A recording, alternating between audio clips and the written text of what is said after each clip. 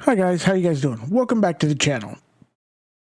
So today we're going to take a look at a distribution that I have seen reviewed on other content creators' channels.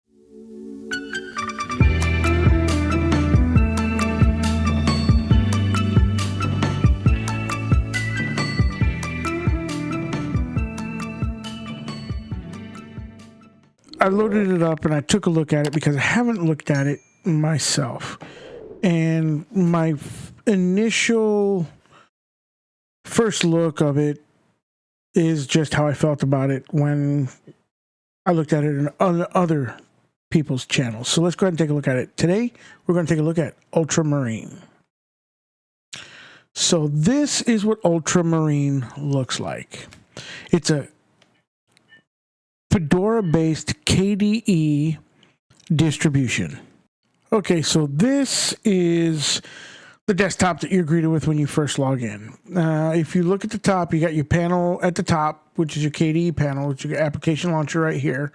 And then you've got your time and date in the center, and then you have your different pinned icons over here, as well as your hidden notifications over here, as usual. And your system trays over here as well. That's why you have your Ethernet status or your network status over here, your volume icon, also your update manager for any updates that are available. Also, you know, if you're playing anything, or, you know, Plasma browser integration for Firefox. Click that and you're good to go. Click add, boom. Okay, we're done. Okay, so there's that. Now, let's take a look at their webpage. Here is Ultramarine's webpage. I have downloaded, if you click on the download link, this will give you the different flavors and varieties, whatever you want to call it, available. I have done the KDE Plasma Edition. They also have the Pantheon Edition, and then they have the Gnome Edition, and then their flagship edition, which is Budgie. They used to have a Cute Fish one, but that one went away because I think it was kind of buggy. I had issues with it, so they did away with that one.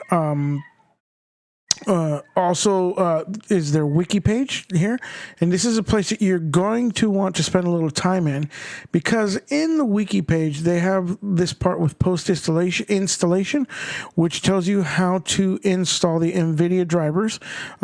As most people should know, that Fedora is a FOSS distribution, just like Debian, and it does not come with any proprietary software installed in it, or drivers or codecs. So if you're going to get any of those, you're going to have to visit this post installation, and it's going to tell you exactly how to do it.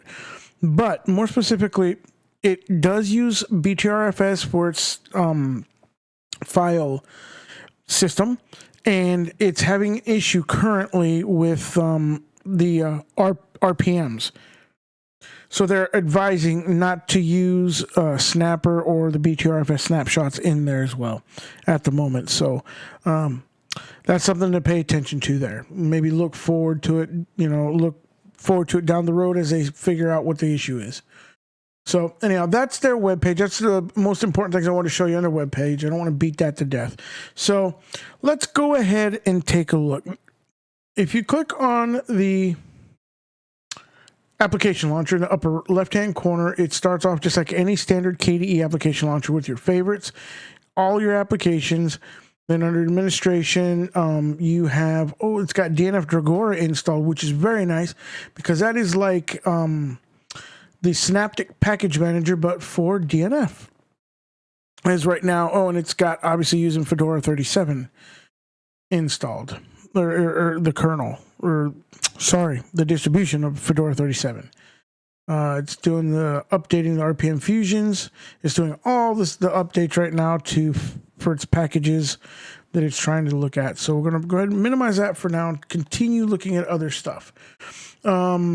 And it's also got Firewall installed. For development, they have the Qt5 suite of developments that are in there. Education, they've got LibreOffice, so that leads me to believe that they've got the whole LibreOffice suite installed. Under games, they've got the typical KDE games, Kmahjong, Kmines, and Kpatience. For graphics, they have Gwenview, Color Paint. They've got the full KDE suite apparently installed of applications. They have Ocular installed as your PDF viewer. Under internet, of course, they've got Aggregator, which is KDE as well, the KDE Connect. They've got Firefox. They have the Contact Theme Editor and the Contact Themes, or Contact in there, I'm sure, as well. They've got the Kmail installed. They've got they don't have a transmission like Qubit or anything like that. I'm not sure where it's at.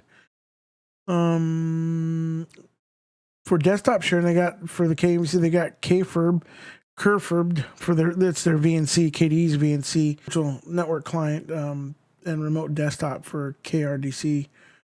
But they don't have like a transmission or anything like that. That's interesting. Under multimedia, they have Dragon Player, which is standard KDE, Eliza, and Camuso. For Office, they've got the Kmail, which they've already did. They got K-Organizer and the full LibreOffice suite. For under settings, of course, you got your input selector and your system settings, which are your standard KDE system settings, which you can set for dark theme globally. Of course, you can apply, and then here you can set different, like your application style, your plasma style, all that good stuff. Just typical, normal, everyday, good old-fashioned KDE desktop settings. You can adjust your hardware in here. You like your displays right here, like your displays, resolutions, and stuff like that. You can do all that right here. So that's under the KDE, under the system settings. And I got away from their original Ultramarine icon set. So then under system, they have Discover, which is the software center for KDE. They've got Dolphin File Manager. They got HTOP in. So let's open up HTOP real quick. That's nice that that's installed. Right now, it's using 2.2 gigabytes of memory. Wow. That's a lot. Normally at rest, most other KDE distributions will use maybe, maybe 5, say 600-700 maybe megabytes of it. Wow. That's using a lot. That's wild. That's using that much. Interesting. They also, the Info Center, they got Kpart in here for their partition manager.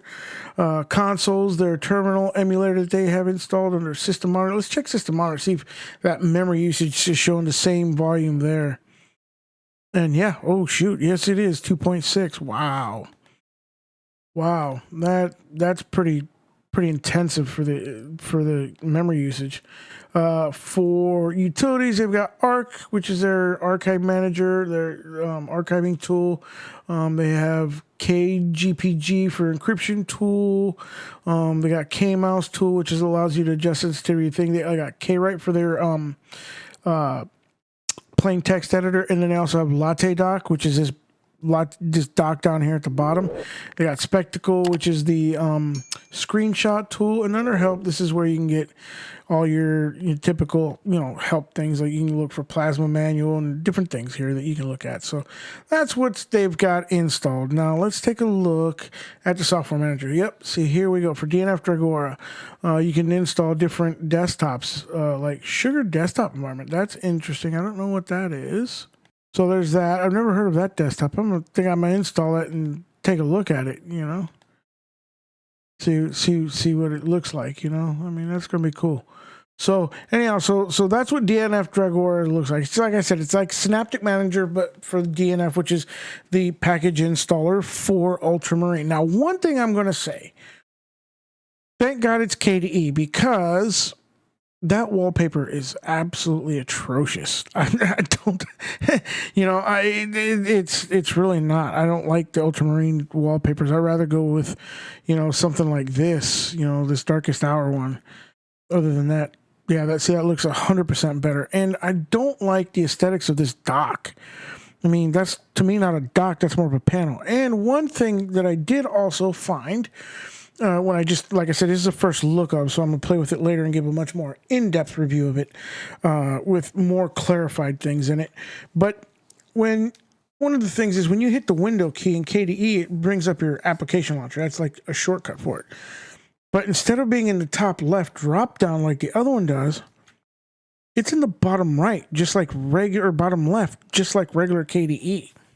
So is that a dock then? Or is that an actual panel? And they just had removed the application launcher from there. So, I mean, I find that very strange because to me, that's kind of a bug. That's a bit of a bug. It's a weird one that I've discovered, and leave it to me to figure that one out. And the reason why I question about it, whether it's actually a dock or not, is because, one, it's not shaped like a dock. It's more of a panel, but you could also adjust the docks to look this way as well. And I've never seen a dock that actually has your desktop, so you can just like look at your desktop, here. So I mean, it's definitely a little bit different.